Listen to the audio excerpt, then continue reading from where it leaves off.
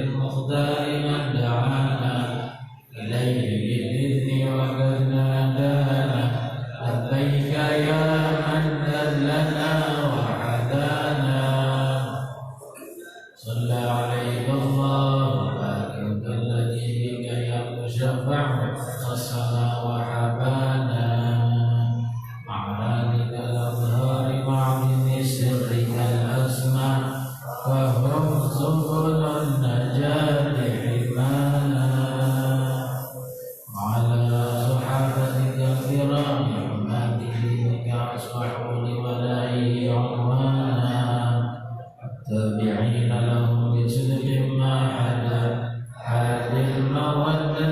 هيج الأشجار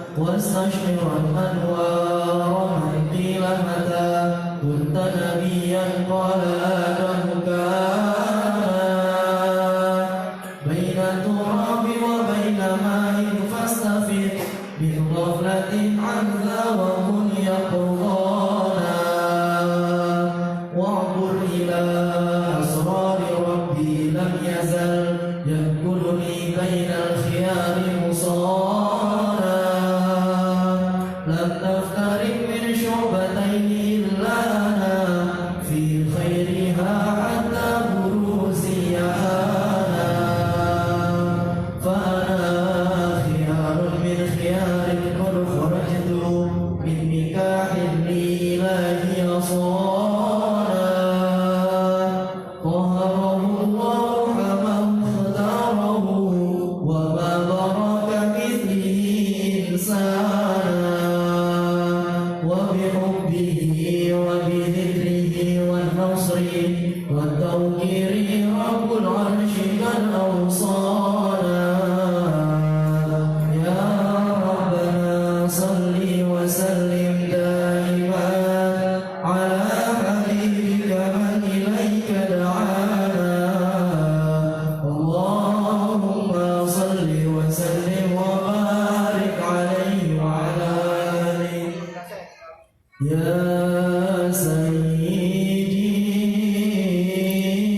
يا رسول الله يا من له الجاه عند الله إن المسلمين قد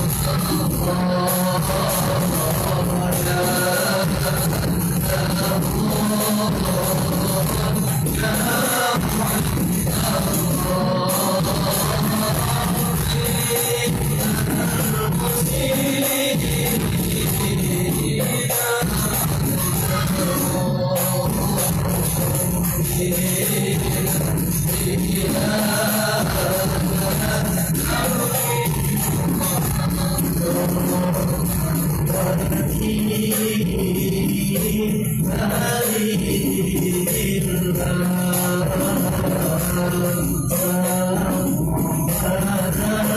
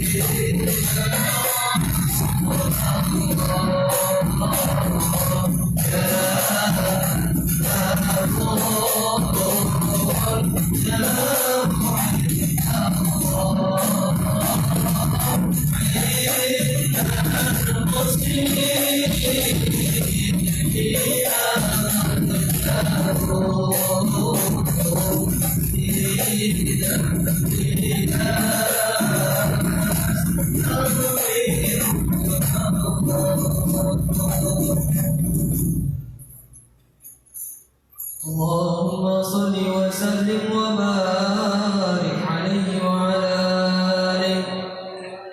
هذا وقد نشر الإله نعوته في الكتب بينها لنا تبيانا. أخذ ميثاق النبيين لما آتيتكم من حكمة إحسانا.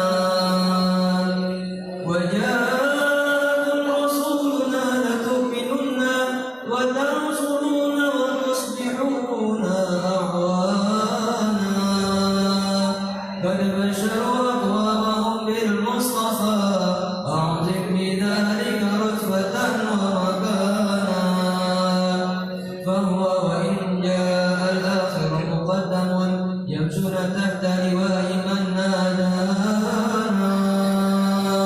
يا أمة الإسلام أول شافع ومشفع أنا قلت لا أتوانا.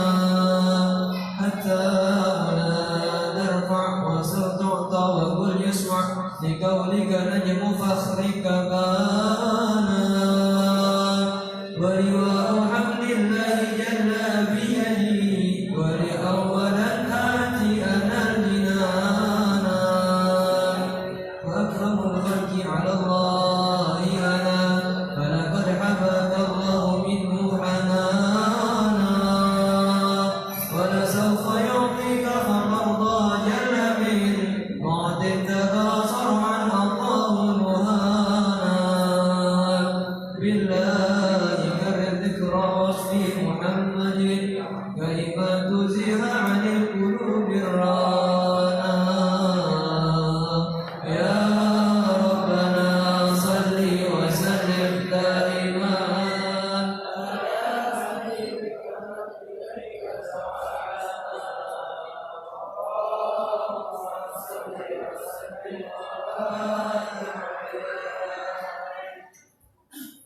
دعوني أناجي حبيبي ولا تخذلوني فعاد لي حرام. ولا تخذلوني فعاد لي حرام.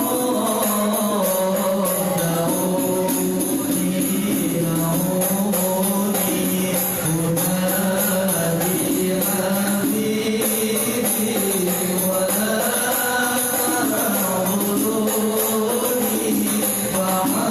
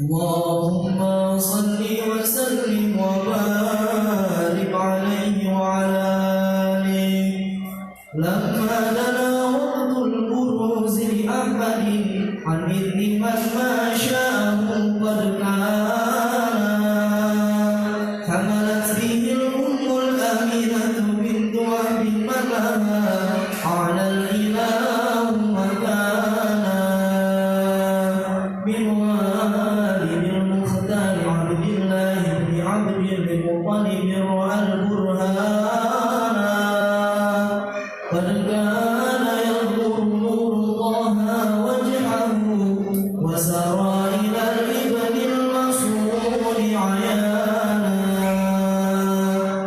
وهو ابن هاشم الكريم شاه بن عبد مناف بن قصي كان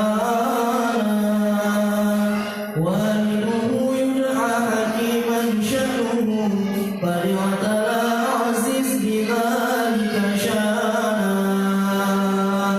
واحفظ وصول المصطفى حتى ترى في سلسلة وصوله عدنانا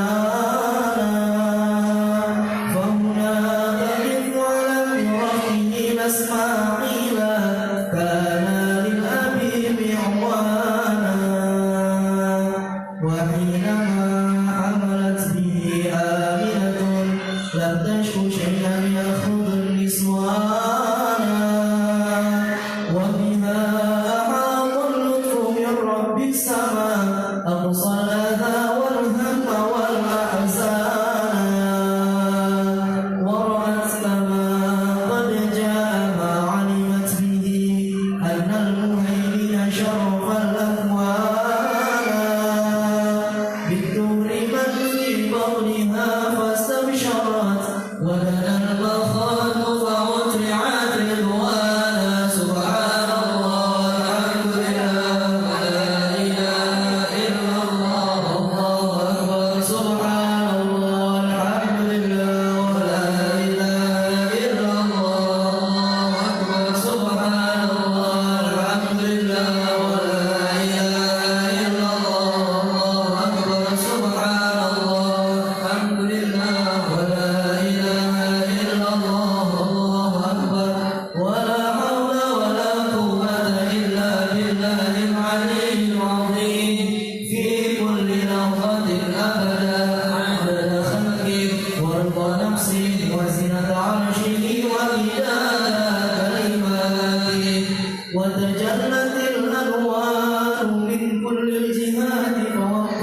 ميلاد المشفع حالا وقبيل الفجر أبرزت شمس الهدى ظهر الحبيب مكرما ومصالا صلى الله على محمد صلى الله عليه وسلم صلى الله على محمد صلى الله عليه وسلم يا نبي سلام عليك يا رسول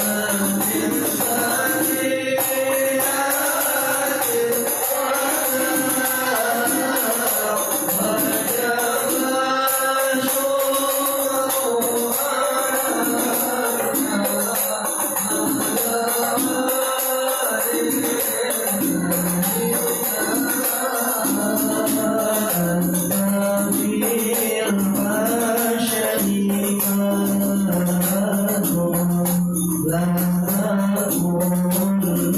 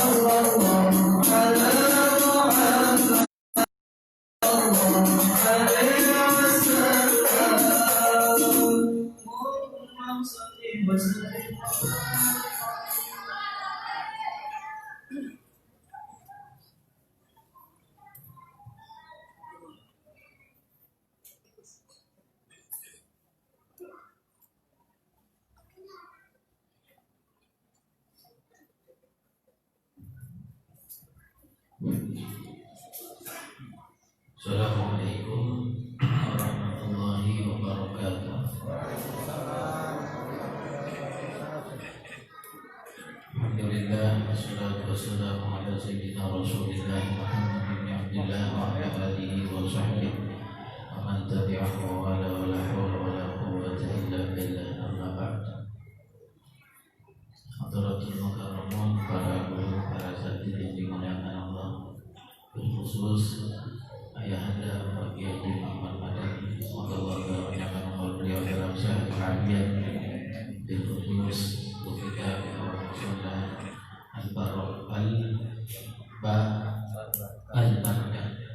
al-barakah Fadilatul Ustaz Jaimullah Ustaz Ahmad Al-Bashir Husain, guru kita Fadilatul Jaimullah Ustaz Jamal Istighfari, guru kita Fadilatul Jaimullah Ustaz Muhammad Nur, guru kita Fadilatul Jaimullah Ustaz Muhammad Syahri, dan orang tua kita yang hadir, Bapak Muhammad Sid Haji Asadi dan Bapak Abdul Hamid. Semoga beliau semua, para guru kita dan para sesepuh yang hadir selalu dalam limpahan barokah dari Allah Subhanahu wa taala, berikan kesehatan zahir dan batin, amin ya rabbal alamin. Hadirat yang dimuliakan Allah, beberapa info yang ingin saya sampaikan sebelum kita mendengar tausiah dan ilmu yang bermanfaat insyaallah di majelis malam ini. Info yang pertama yaitu berkenaan dengan jadwal majelis kita minggu yang akan datang, Rabu malam Kamis jatuh pada tanggal 22 ya, tanggal 22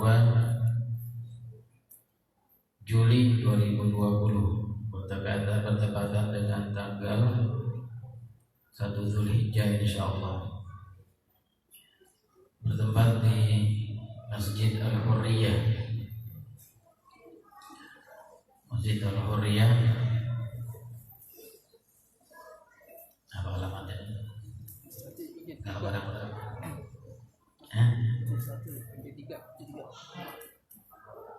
Mampang Perapatan 4. Masjid Al-Hurriyah Mampang Perapatan 4. Itu majelis yang akan datang, yaitu majelis yang ketiga di bulan ini. Ketiga ya.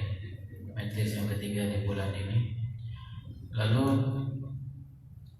majelis yang keempat tanggal 29, jika lo masih kosong maka akan kembali ke Mushola Nurul Yakin, karena pengurusnya memberikan amanat kalau jadwal kosong maka ke sana di Mushola Nurul Yakin di majelis pertama kita adakan malam Kamis yang lalu. Jadi itu info majelis yang akan datang. Kalau ada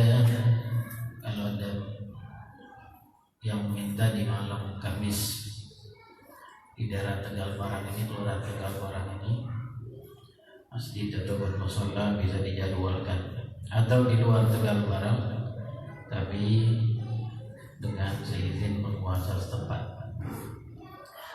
Hadirin yang dimuliakan Allah Subhanahu wa taala,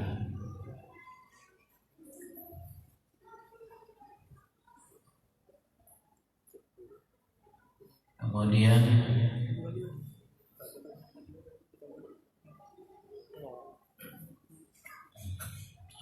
lagi saya lupa. Langsung aja kita dengarkan tausiah dan sambutan dari guru kita Fadilatul Jaimullah Fadilatul Ustaz Ahmad Al-Bashir Husain, juga selaku ketua Mushola Al-Barakah. Pada tafadhal masykurun.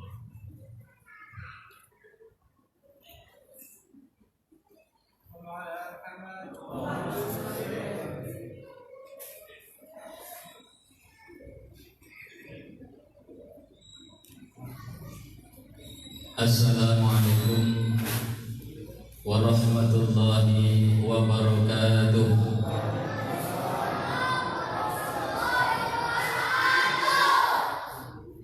Alhamdulillah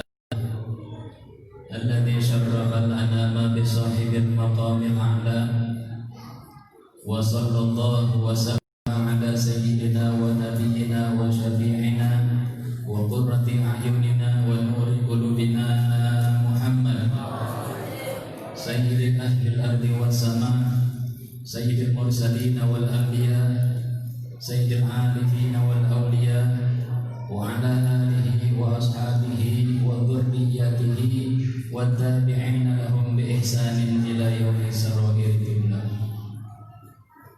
أما بعد قال الله جل وعلا أعوذ بالله من الشيطان الرجيم بسم الله الرحمن الرحيم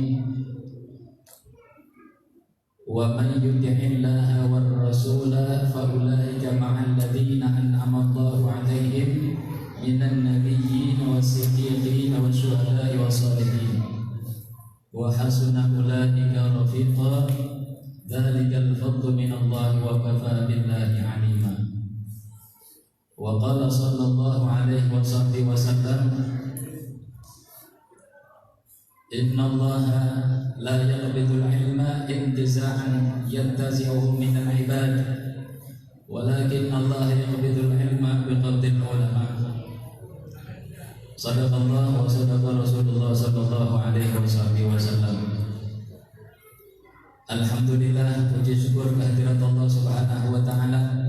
Kembali kita dikumpulkan bersama guru-guru mulia kita, bil khusus guru mulia kita Ad-Da'inullah Al-Ustaz Kiai Haji Khairullah Ramli, mudah-mudahan Allah panjangkan umur dalam sehat walafiat. Guru kita Abdul Wali Bapak Kiai Haji Mahmud Madani, mudah-mudahan Allah panjangkan umur dalam sehat walafiat. Guru kita Al-Ustaz Haji Ahmad Istighfari, Al-Ustaz Muhammad Syahri, Al-Ustaz Muhammad Nur, mudah-mudahan guru-guru kita dipanjangkan umur dalam sehat walafiat dan diberikan ilmu yang bermanfaat buat kita dunia dan akhirat. Sesepuh kita yang hadir, orang tua kita Bapak Muhammad Siddiq Haji Asali, Bapak Abdul Hamid, Bapak Sarwani, mudah-mudahan panjang umur dalam sehat walafiat. Hadirin hadirat yang dimuliakan Allah Subhanahu wa taala. Di masa-masa seperti ini, atas nama pengurus Mushola Al-Barakah kami mengucapkan permohonan maaf kepada seluruh jamaah yang hadir, para orang tua, para guru, apabila pada kesempatan kali ini penerimaan dan penyambutan kami kurang berkenan dan mungkin di luar kebiasaan yang semestinya,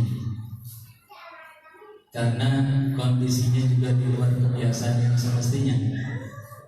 Untuk itu kami memohon dibukakan pintu maaf yang seluas-luasnya atas ketidaknyamanan dalam hadirnya majelis ini Mushola Al-Barakah ini. Yang kedua, ucapan terima kasih kepada para guru, para undangan, para hadirin, para jamaah yang telah hadir memenuhi majelis kita, majelis At-Tirahul Lami, majelis di mana diagungkan, dibesarkan Sayyiduna Muhammad sallallahu alaihi wasallam. Juga kami ucapkan terima kasih kepada para jamaah yang telah membantu baik moralnya maupun materinya. Mudah-mudahan seluruh hajat-hajat kita dunia dan akhirat dikabulkan Allah Subhanahu wa taala. Amin ya rabbal alamin. Untuk adik-adik tolong ditertibkan. Ya, yang di belakang yang anak tolong ditertibkan. Ntar kalau udah jam 10, udah lewat jam 11 boleh ngobrol. Hadirin hadirat yang dimuliakan Allah Subhanahu wa taala. Sebagaimana tadi guru kita menyampaikan bahwa di mushola ini adalah majelis yang kedua setelah 4 bulan ditawakufkan oleh keadaan, ditawakufkan oleh pandemi, juga ditawakufkan oleh datangnya bulan suci Ramadan dan sebagainya. Banyak di antara kami, banyak di antara kita para jamaah yang merindukan kembalinya berkibar panji-panji Rasul sallallahu alaihi wasallam, merindukan gema salawat, gema keagungan Sayyidina Muhammad sallallahu alaihi wasallam. Maka teringat kita ketika kita membaca dan mendengar bagaimana tentang keadaan para sahabat-sahabat Rasul Sallallahu Alaihi Wasallam, berulang kali disampaikan oleh guru kita. Bagaimana ketika Rasul Sallallahu Alaihi Wasallam wafat, ada seorang bernama Sayyidina Muhammad Abdullah bin Zaid radhiyallahu ta'ala anhu warda, seseorang yang memiliki kebun kurma. Ketika sedang berada di kebunnya, lalu dikabarkan bahwa Rasul Sallallahu Alaihi Wasallam wafat. Begitu besar kesedihannya, begitu besar kecintaannya. Tapi ketika ia mendengar Rasul Sallallahu Alaihi Wasallam, jauh lebih besar lagi doa yang diharapkan. Dia berdoa, Allahumma khuz basari hatta la ara ba'dahu abada. Ya Allah, ambillah mataku, penglihatanku agar aku tidak lagi melihat seseorang setelah wafatnya Rasul Sallallahu Alaihi Wasallam. Kecintaannya begitu tinggi kepada Nabi Muhammad Sallallahu Alaihi Wasallam. Bahkan setelah wafatnya, ia ingin dibutakan matanya agar ia tidak lagi melihat sosok yang lain kecuali Sayyidina Muhammad Sallallahu Alaihi Wasallam. Lalu kita mendengar juga dari guru-guru kita,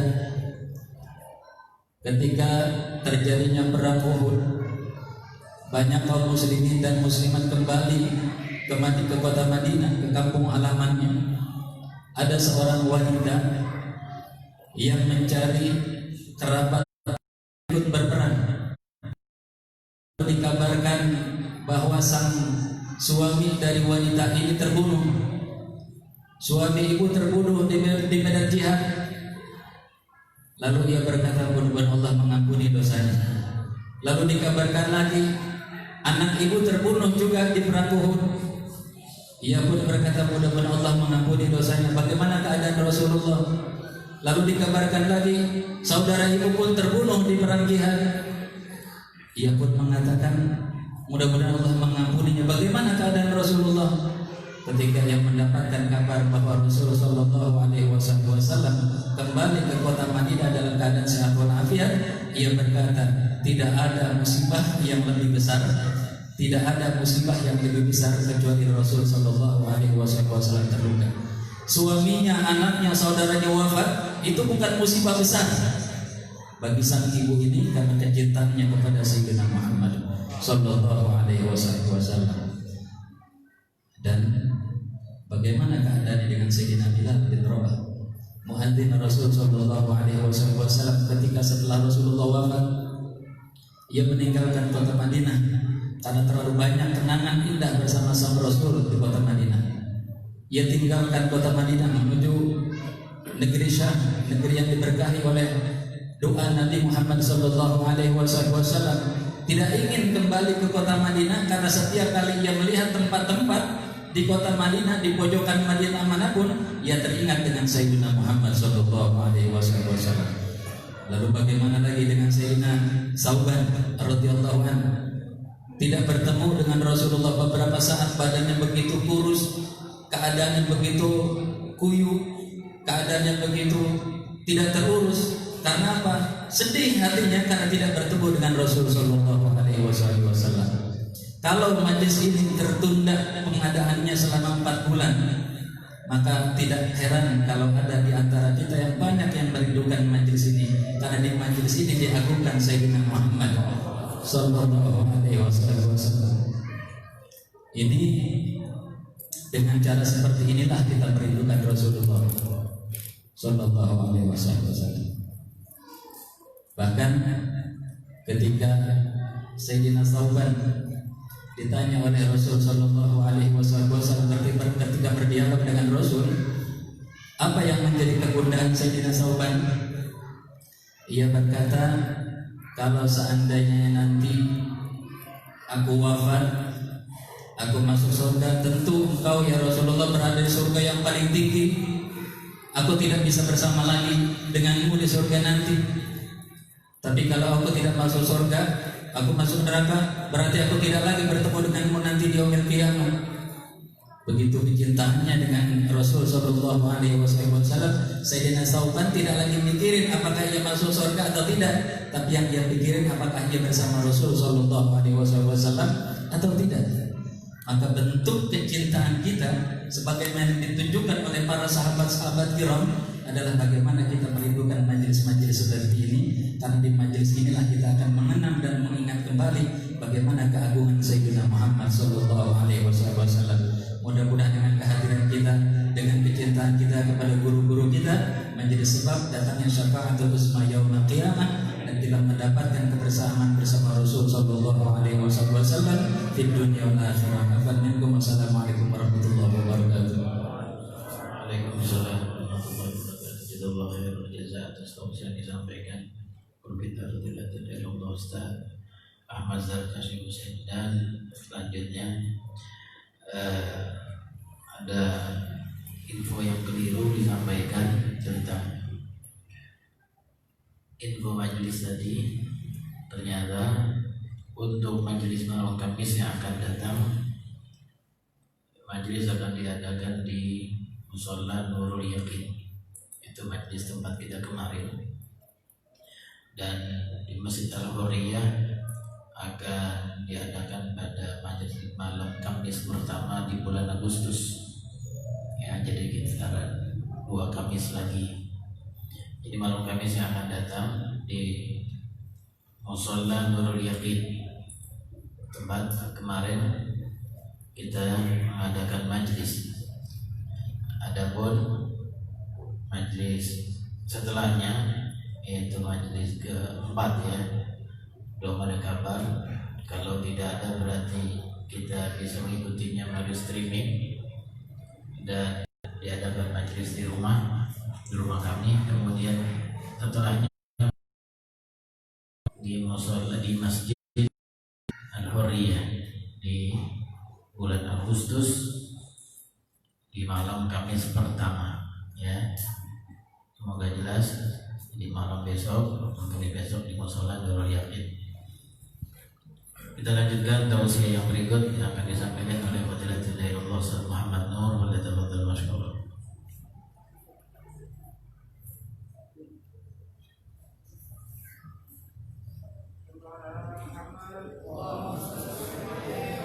Assalamualaikum warahmatullahi wabarakatuh. Alhamdulillah, alhamdulillah alamin, wassalatu wassalamu ala sayyidina Muhammadin wa ala alihi wa sahbihi ajma'in wa tabi'ina lahum bi ihsanin ila yaumiddin. Amma ba'd. Yang saya hormati, yang saya hormati guru mulia kita Fadilatul Ustaz Da'i Allah kajiyatan Allah Ta'ala, semoga Allah panjangkan umur beliau dan nasihat wal afiyah Allah yang memperbatin beliau. Semoga hayat-hayat beliau baik yang beliau telah minta kepada Allah, yang sedang minta kepada Allah, yang beliau lupa minta kepada Allah, semoga dikabul oleh Allah Subhanahu wa Ta'ala.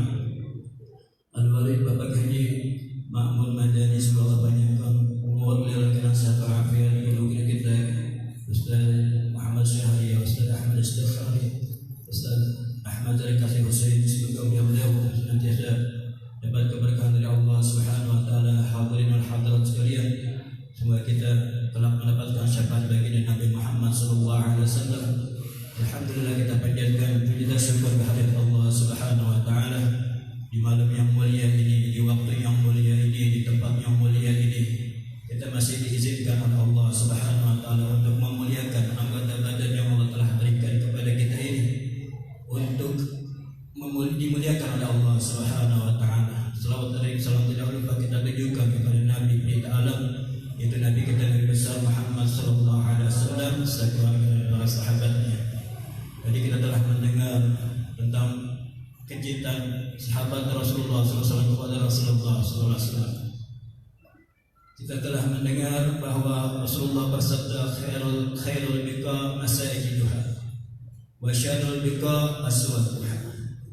Sebaik-baik tempat adalah masjid-masjidnya Allah, dan seburuk-buruknya tempat, sejelek-jeleknya tempat adalah pasar-pasarnya. Coba kita lihat, Rasulullah bilang syarrul biqa aswaquha, seburuk-buruk tempat adalah pasar-pasarnya. Tapi pasar ini bisa mendatangkan pahala, pasar ini bisa mendatangkan ganjaran yang besar di hadapan Allah Subhanahu wa Ta'ala. Padahal pasar ini dikatakan Rasulullah seburuk-buruk tempat. Kapan pasar itu bisa mendatangkan kemuliaan dari Allah? Kapan pasar itu bisa mendatangkan ganjaran dari Allah Subhanahu wa taala? Beliau dakhala suqa faqala la ilaha illallah wahdahu la syarika lahu lahul mulku wa lahul hamdu yuhyi wa yumiitu wa huwa hayyun la yamut biyadil khair wa huwa ala kulli syai'in qadir. Siapa orang ketika dia masuk ke pasar lalu dia mengucapkan doa itu, kataballahu lahu alfi hasanatin, maka Allah Ta'ala catat, Allah Ta'ala berikan ganjaran kepada orang yang mengucapkan doa itu 1.000.000 kebaikan. Wa maha anhu alfi sayyi'atin, Allah Ta'ala hapus semua dosa-dosanya, semua kesalahannya, semua kehilafannya sebanyak 1.000.000 kesalahan. Wa rafa'a lahu alfi darajatin, dan Allah Ta'ala angkat orang yang membaca doa itu sebanyak 1.000.000 derajat. Ini pasar tempat yang buruk, ini pasar tempat yang seburuk-buruknya tempat, kata Rasulullah. Namun ketika kita masuk pasar ini, kita menggunakan sunnah Rasulullah SAW, kita menggandengkan pasar ini dengan Rasulullah SAW, maka orang itu menjadi mulia di sisi Allah Subhanahu wa taala. Orang itu menjadi diangkat derajatnya di sisi Allah Subhanahu wa taala. Orang itu menjadi ampuni dosanya oleh Allah Subhanahu wa taala, dicatat kebaikannya oleh Allah Subhanahu wa taala. Sebabnya satu, karena dia mengikut sertakan Rasulullah sallallahu alaihi wasallam. Lalu bagaimana dengan kita di tempat ini yang dikatakan Rasulullah khairul biqa masajidwa? Kita berada di tempat yang sebaik-baiknya, kita berada di bulan yang sebaik-baiknya, kita berada di waktu yang sebaik-baiknya, kita membaca satu bacaan yang sebaik-baiknya, kita memandang orang yang mendapatkan pandangan Allah Subhanahu wa taala. Bukankah ini satu kenikmatan? Bukankah ini satu kemuliaan dari Allah Subhanahu wa taala yang mesti kita pelihara, mesti kita jaga, mesti kita syukuri? Kalau seandainya kita hidup penuh dengan kemiskinan, kita hidup penuh dengan penderitaan, namun kita masih diizinkan oleh Allah Subhanahu wa taala untuk hadir di tempat semacam ini, maka ketahuilah inilah nikmat yang paling terbesar. Sekalipun zahirnya dalam keadaan penderitaan, sekalipun zahirnya dalam keadaan kefakiran dan kemiskinan, namun jika orang senantiasa istiqamah berada di tempat semacam ini, sungguh orang itu mendapatkan kemuliaan dari Allah Subhanahu wa taala. Yang hanya kita minta adalah agar Allah telah berikan istiqamah. Sebagaimana sering kita mendengar satu qasidah, ahsin ilahi karaman kita mana indal ajal, ya Rabb perbaikilah kita mana akhir hayat kami, indal ajal ketika sakaratul maut menjemput kita, karaman karena kita telah memuliakan Rasul, karena kita telah memuliakan makhluk yang dimuliakan oleh Allah Subhanahu wa taala. Maka dasar itulah semoga Allah Ta'ala akhiri hayat kita dalam keadaan keindahan, dalam keadaan husnul khatimah, dalam keadaan la ilaha illallah Muhammadur Rasulullah sallallahu alaihi wasallam. Assalamualaikum warahmatullahi wabarakatuh. Waalaikumsalam warahmatullahi wabarakatuh. Jazakallahu khairal jazaa. Yang disampaikan guru kita Fadilatul Tidak Allah Ustaz Muhammad Nur, maka apa yang kita dengar dari guru-guru kita malam ini membekas di dalam hati dan melekat di dalam jiwa, lalu kemudian melahirkan amal dan melahirkan ahwal, lalu berubah setelahnya menjadi maqam, sehingga kita terus meniti tangga kemuliaan di sisi Allah Subhanahu wa taala. Dan Allah Ta'ala berikan kita syafaat Nabi Muhammad sallallahu alaihi wasallam yaumil akhirah, amin ya rabbal alamin. Hadirin hadirat yang dimuliakan Allah, fahamdan li rabbin khassana bi Muhammadin wa anqadhana min dhulmatil jahli wad dayajiri. Alhamdulillahi alladhi hadana bi'abdihi al-mukhtar man da'ana ilayhi بالإذن وقد نادانا لبيك يا من دلنا وحدانا صلى الله وسلم وبارك عليه وعلى آله. الحمد لله الذي جمعنا بهذا المجمع الكريم المبارك. Limpahan puji terbesar Subhanahu wa ta'ala, Badi'us samawati, penguasa pencipta langit dan bumi dan seisinya. Ia ciptakan yang ia ciptakan tanpa contoh sebelumnya, dan makhluknya bahkan mencontoh ketika mereka menciptakan dari ciptaannya. Itulah kuasa Allah yang tampakkan di hadapan mata mereka, bahwa tidak ada satupun yang dapat menyamainya, apalagi mengungguli kuasanya. Mereka hanyalah hamba-hamba lemah yang sebagiannya congkak dan sombong, lupa akan kelemahannya di hadapan Allah. Dan yang dirahmati Allah Ta'ala tentang kuasanya, demi detik tak lupa Allah Ta'ala dari hati, tak lenyap Allah Ta'ala dari kehidupannya. Yang Maha Tunggal ini terus memberikan anugerah kepada hamba-hambanya yang terus mengingat Allah, yang terus berharap dari Allah. Pintu yang ketika terbuka untuk hambanya, tak pernah pemiliknya menolak hambanya ketika datang mengetuknya, ketika datang meminta harapan-harapan darinya, ketika datang menginginkan rahmat dan pemberiannya. Inilah aku dan kalian datang di hadapan gerbangnya yang maha luas, gerbang rahmatnya yang disebutkan dalam Qur'annya, wasi'at rahmati kulla syai', dan rahmatku mencakupi segala sesuatu. Gerakku dan gerak kalian, langkahku dan langkah kalian, dan bahkan gerakan bibir kita yang sekecil ini, yang ada di malam ini, dan bahkan detak-detak jantung yang berdetak di malam ini, di majlis yang mulia ini, tidaklah melainkan bagian dari rahmat Allah Ta'ala yang maha luas dan begitu besar. Siapa yang bisa menjamin bahwa dia datang di malam ini sebelum dia datang? Tapi Allah dan mereka-mereka yang dimuliakan Allah dengan kemuliaan yang ia tawarkan kepada hambanya siang dan malam. Disebutkan tadi oleh guru-guru kita bahwa bahkan di tempat yang terburuk pun yang disebut oleh Rasul, Allah Ta'ala tawarkan rahmatnya bagi yang menginginkannya. Bagi yang menginginkannya. Berapa banyak mereka yang masuk pasar dalam satu hari, di satu pasar aja bisa ribuan orang yang keluar masuk dari pagi sampai pasar tutup. Tapi yang menerima tawaran Allah Ta'ala dari ribuan yang masuk dan keluar, berapa jumlah? Ditawarkan bahkan rahmatnya di tempat di mana disabdakan Rasulnya seburuk-buruk tempat. Tidak bisa dibayangkan rahmat yang ditawarkan di tempat yang disebut oleh Rasul sebaik-baik tempat. Dan aku dan kalian ada di tengah-tengahnya sekarang. Maka bersiaplah untuk rahmat Allah, bersiaplah untuk pemberian Allah.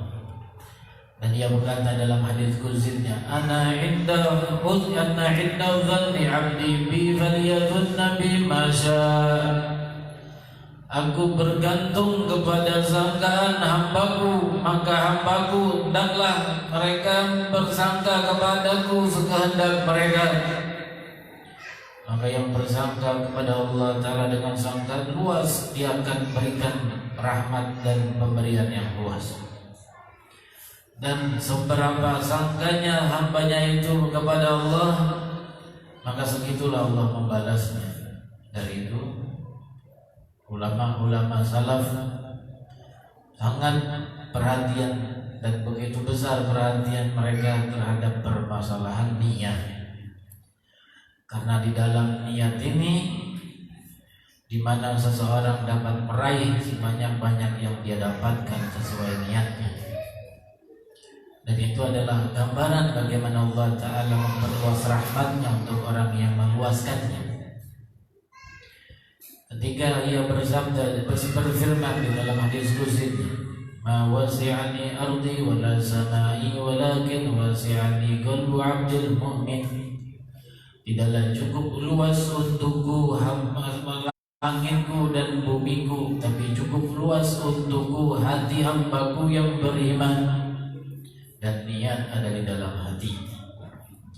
Dan hati adalah pusat pandangan Rabb, pusat pandangan Sang Penguasa Allah Subhanahu wa Ta'ala, yang tidak melihat tanganku dan kalian, yang tidak melihat kakiku dan kalian, tapi yang menjadi pusat perhatiannya adalah hatiku dan hati kalian.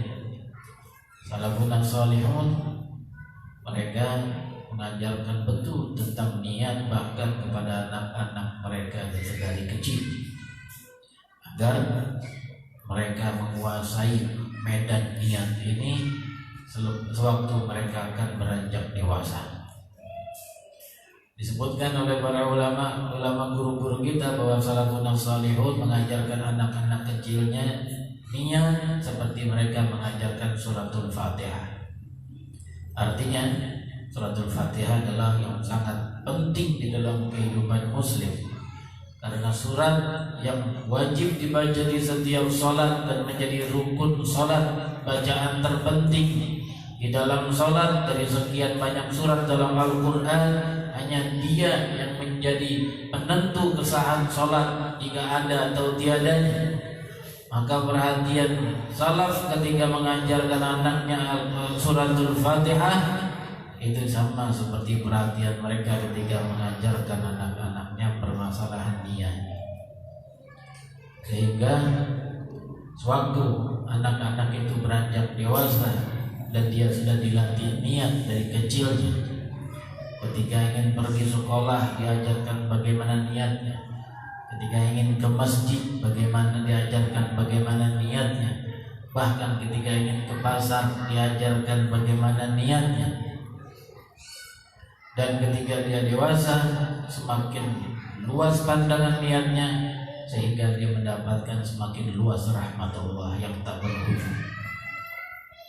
Hadirin hadirat yang dimuliakan Allah, dan semua yang kita harapkan dari Allah itu kuncinya ada pada Sayyidina Muhammad sallallahu alaihi wasallam. Di mana juga tadi disinggung bahwa berapa banyak hati yang merindukan beliau di dalam majlis seperti ini setelah beberapa lama waktu tak dapat hadir atau menghadirinya.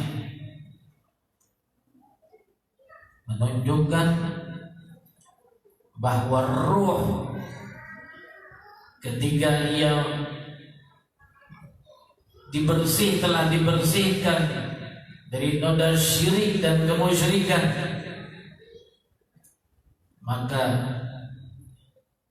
dia mengenal kemana tempatnya kembali, lalu dia mengenal siapa pemimpin mereka ketika mereka dituntun di alam arwah oleh satu ruh yang begitu mulia. Sewaktu mereka ditanya oleh Allah Subhanahu wa Ta'ala, alastu bi rabbikum qalu bala, kata Allah, bukankah aku ini Tuhan kalian? Di alam arwah Allah bertanya demikian, lalu arwah itu semuanya menjawab bala, dan jawaban mereka bala, iya. Baru mereka ucapkan setelah mereka mendengar bala yang dibaca, yang diucapkan oleh Sayyidina Muhammad sallallahu alaihi wasallam. Roh ini sudah mengenal pimpinannya di alam arwah. Maka ketika sudah terbersihkan dari noda syirik dan kemusyrikan, maka tidak heran ketika ia merindukan pemimpinnya, ingin mendengar lagi sifat pemimpinnya, ingin mendengar lagi tentang sosok yang dulu pernah didengar di alam arwah suaranya. Tidak ada satupun roh yang dapat mengucapkan bala sebelum bala itu diucapkan oleh Sayyidina Muhammad sallallahu alaihi wasallam. Di majelis seperti ini kembali kita merindukan sifat-sifat mulianya, di mana beliau kemuliaannya sempurna. Jika bicara tentang keindahan, maka tak ada yang lebih indah di makhluk ini melebihi keindahan Sayyidina Muhammad sallallahu alaihi wasallam. Jadi disinggung tadi, sahabat sampai bersedia meninggal setelah wafatnya Rasul karena enggak melihat lagi keindahan wajah itu. Dan di dunia ini tidak ada orang yang rela mati hanya untuk melihat pemandangan indah yang ada di alam ini, di pegunungan ataukah di pedesaan. Mana ada yang mau mati hanya untuk melihat pesawahan yang indah dilihat sewaktu pagi hari khususnya, atau pantai atau gunung-gunung, padahal itu keindahan Allah yang menciptakan. Tapi tidak ada yang ingin mengorbankan rohnya, tidak ada yang ingin mengorbankan indera mata, indera pentingnya untuk melihat itu semuanya. Paling yang bisa dikorbankan adalah uang yang bisa dihasilkan lagi di masa yang akan datang. Mau melihat yang asik, yang indah di satu tempat rekreasi yang terkenal begitu indah dahsyat pemandangan. Ada salah satu tempat rekreasi pemandangannya indah dengan air terjun yang begitu fenomenal. Air terjunnya hebat betul. Orang mau melihat itu masuk bayar. Ada yang ingin melihat pegunungan indah di satu tempat rekreasi, mau melihat, mau menikmati itu, bayar. Paling itu yang dia korbankan. Tapi keindahan Sayyidina Muhammad sallallahu alaihi wasallam setelah dinikmati oleh mata-mata yang dimuliakan Allah, lalu kemudian setelah itu mata tersebut tidak mampu lagi menikmatinya karena tiada sosoknya, dia rela untuk wafat. Bukan cuma manusia, bahkan binatang. Taifur, nama keledainya Nabi, bertahun-tahun sama Nabi jadi tunggangannya beliau. Dan ditunggangi Nabi tentu beda dengan ditunggangi sahabat, apalagi manusia biasa. Cahaya kenabian Rasul karena besarnya dapat mempengaruhi makhluk hidup yang di sekitarnya. Taifur ini walaupun cuma binatang, tapi dia merasakan bagaimana Rasul sallallahu alaihi wasallam begitu menakjubkan dan menarik.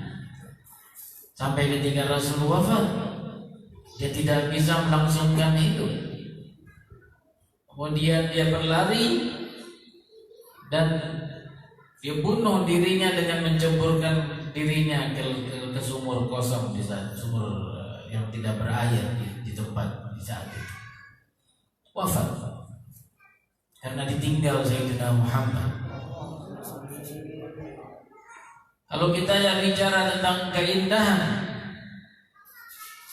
para sahabat sudah menggambarkan ketika salah seorang yang melihat Rasul menggunakan baju merahnya, lalu begitu indahnya dengan kulit beliau yang putih, kemudian ia bandingkan dengan bulan purnama yang ada, lalu ketika ia bandingkan, dia pun bersaksi, demi Allah, bahwa Nabi Muhammad lebih indah dari bulan purnama. Jika bicara tentang keberanian, maka tak ada yang lebih berani melebihi Sayyidina Muhammad sallallahu alaihi wasallam. Dunia wal akhirah. Di akhirat Sebelum kita bicara di dunia, siapa di akhirat yang bisa bicara di yaumil mahsyar, di mana semuanya terdiam? Kewibawaan Allah mereka lihat begitu besar, tidak ada yang bicara kecuali hanya berbisik.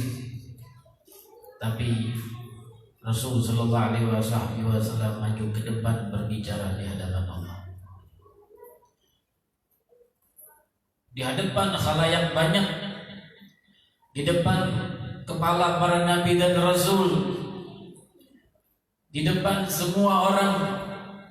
Hanya beliau yang maju seorang untuk menghadap Allah, dan yang lainnya tertunduk melihat kewibawaan yang besar merasuki dada mereka, dan mereka takut kepada Allah. Di mana Allah Ta'ala tantang sebelumnya, siapa yang memiliki kerajaan saat ini, dan mereka tak dapat berkata-kata. Hanya Allah yang bicara, yang menjawab pertanyaannya, aku yang memiliki. Aku yang maha hidup dan maha agung yang memiliki kerajaan di saat ini. Kalau bicara di dunia, maka keberanian Rasul Sallallahu Alaihi Wasallam di dalam medan perang dibicarakan di dalam sirah-sirah. Ketika di perang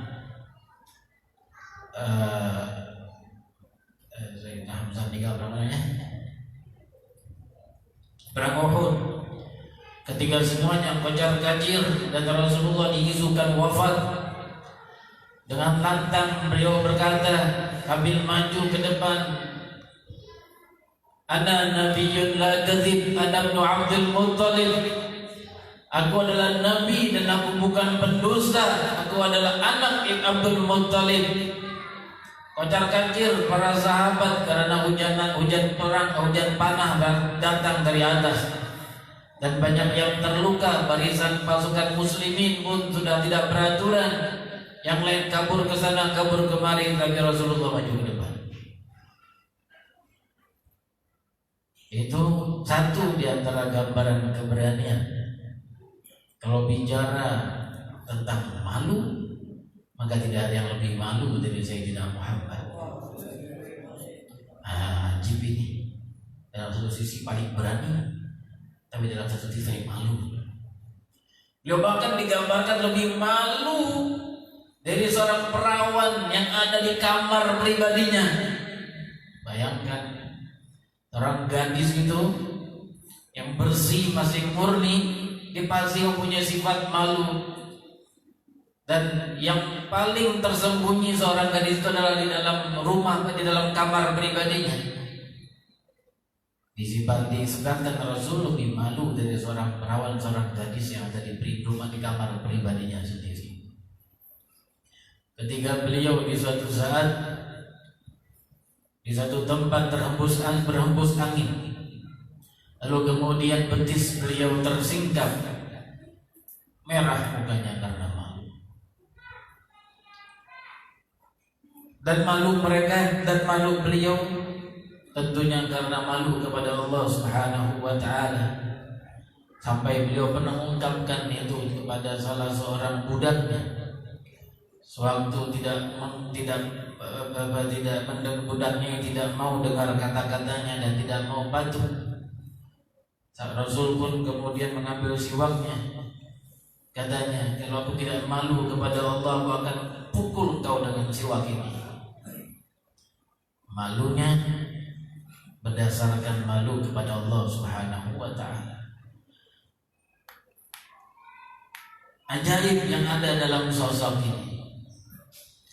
Kemudian kalau kita bicara tentang kebaikan atau ihsan yang dimiliki oleh Rasul dalam urusan dunia yang berkaitan dengan materi, begitu banyak para sahabat yang mendapatkan ihsan dari Sayyidina Muhammad. Ini dapat 300 onta, ini dapat ribuan keping emas, ribuan keping dirham, ribuan keping dinar. Yang ini dapat binatang ternak seluas sebanyak satu lembah penuh, sampai ia pun tidak percaya mendapatkan itu semua dari Rasul Sallallahu Alaihi Wasallam. Tapi di satu sisi beliau sangat marah ketika ada seseorang yang menggunakan harta yang dilarang Allah Subhanahu wa taala. Sahabat ketika dia memakai cincin emas di salah satu jarinya, kemudian diambil oleh Rasulullah dan dibuang. Lalu sahabat itu mengatakan, wallahi aku tidak akan memungut lagi emas yang dibuang oleh Rasulullah. Haji, dalam satu hal beliau mengeluarkan harta sebanyak-banyaknya untuk berinfak kepada para sahabatnya. Dalam satu hal ada bahkan harta yang dibuangnya dan tidak dipedulikan, bukan dalam rangka infak. Kenapa itu semuanya? Karena yang dicari hanyalah Allah. Dia tahu di situ ada redha dan di sana ada murka, maka dia berlaku di situ begini dan di sana sebaliknya. Begitulah Sayyidina Muhammad Sallallahu Alaihi Wasallam. Hadirin hadirat yang dimuliakan Allah. Kalau di saat ini ilmuwan berlomba-lomba untuk mengenal sifat virus ini, yang kemudian lalu mereka mengatakan virusnya berkembang. Untuk apa diketahui sifat virusnya? Agar diketahui apa penangkalnya, apa vaksinnya, bagaimana cara buatnya. Padahal itu hanyalah makhluk kecil yang diturunkan Allah hanya karena ini makhluk berbahaya untuk kehidupan manusia, bukan cuma nyawa tapi bahkan berdampak kepada perdagangan, kepada kehidupan sosial, kepada macam-macam masalah, apalagi yang berkaitan dengan materi. Maka mereka pun mencari dan mencari, menggali dan menggali. Bisa jadi sebagian ilmuwan itu kurang tidur, mungkin 24 jam hanya berada di depan mikroskopnya atau di laboratoriumnya, tidak keluar kecuali cuma hanya istirahat sebentar, makan ataupun buang hajat, kembali lagi hanya untuk mencari-cari pengetahuan yang lebih dalam tentang sifat virus ini. Lalu mana lebih besar dengan Sayyidina Muhammad? Apakah kemudian kita gali-gali lebih dalam supaya kita dapatkan sifat Rasul? Ini pertanyaan yang kemudian berbalik kepada diri kita sendiri. Begitu hikmah besar Allah Ta'ala turunkan dan jadikan ini semua. Kata peribahasa dahulu, tidak kenal maka tidak sayang. Begitupun seberapa besar kita kenal Rasul, maka seberapa besar itu pula kita menyayangi beliau. Semoga Allah Ta'ala perkenalkan Rasulullah kepada kita semuanya. Amin ya Rabbal Alamin. Dan dari mana kita bisa kenal Rasulullah? Dari majlis-majlis seperti ini. Hati sudah siap, hati sudah menampakkan responnya terhadap roh yang mulia itu. Jikalau tidak, maka kerinduan tidak akan muncul setelah Allah Ta'ala tidak izinkan beberapa lamanya untuk datang, beberapa lamanya untuk mendengar seruan seperti ini. Hati sudah siap. Yang diperlukan setelahnya adalah telinga yang menyimak dan usaha yang dikeluarkan agar apa yang didengar kemudian betul tepat sasarannya, lalu membuahkan hasil yang mendatangkan kebahagiaan dunia wal akhirat. Di dalam satu masalah disebutkan, Allah alam sumbernya ini saya nggak tahu apakah benar atau tidak, tapi bukanlah mustahil sesuatu ini benar. Ketika ditanya tentang jalan keluar dari wabah ini semua, ada seorang alim, lalu dia berkata bahwa aku bermimpi Rasul Sallallahu Alaihi Wasallam, jalan keluar kalian adalah banyak berselawat kepada-Nya. Dan faedah selawat itu banyak sekali, melancarkan rezeki diantaranya faedah itu, dan diantaranya mendatangkan afiat, mendatangkan kesehatan. Mereka yang punya jiwa kuat hubungan dengan sang Rasul bisa sehat kalau sakit ketika mendengar Rasulullah, apalagi didatangi Rasulullah. Jangan jauh-jauh Rasulullah pikirannya gambarannya ke sana. Ente kalau lagi sakit, maaf ya, gambarannya ke kasmaran, masalah asmara. Kalau lagi kasmaran sakit, kekasihnya datang menjemput, waduh, sembuh sesaat. Lagi jatuh cinta, sembuh sesaat. Yang lakinya sakit lalu dijenguk sama yang wanitanya, atau yang wanitanya sakit dijenguk sama prianya, sembuh sesaat. Paling tidak di saat dia bertemu di saat itu lebih top tier daripada obat-obat yang dimakan 3 kali sehari yang diberikan dokter. Muncul semangat dalam diri, muncul seakan-akan kehidupan baru datang ketika sang kekasih tiba. Bahkan kalau dikabarkan sebelumnya, maka dia akan terus menanti kapan datang. Ini baru cinta di antara manusia yang dilandasi syahwat. Bisa dibayangkan bagaimana besarnya hal itu pengaruhnya jikalau cinta itu antara seorang umat dan nabinya. Lalu kemudian dia sakit, lalu didatangi oleh Sayyidina Muhammad. Al-Imam Al-Busairi kan ceritanya begitu, sakit, lalu dia karang kasidah itu. Kemudian datang Rasulullah mengunjunginya, kemudian dia sembuh. Begitu dahsyatnya ketika kuat hubungan seseorang dengan Rasul Sallallahu Alaihi Wasallam. Maka salawat adalah penengah dan menjadi jalan tengah itu semuanya. Semoga Allah Ta'ala kuatkan hubungan kita dengan Sayyidina Muhammad. Allah Ta'ala bangkitkan jiwa-jiwa ini yang kering menjadi basah, yang jauh menjadi dekat, yang lemah menjadi kuat, yang tidak bersemangat menjadi semangat, yang terhalang dihilangkan Allah hijabnya, yang terlupakan menjadi diingat. Ya Rabbi ya Rahman, berkat Sayyidina Muhammad berikan harapan kami di malam ini ya Rabb.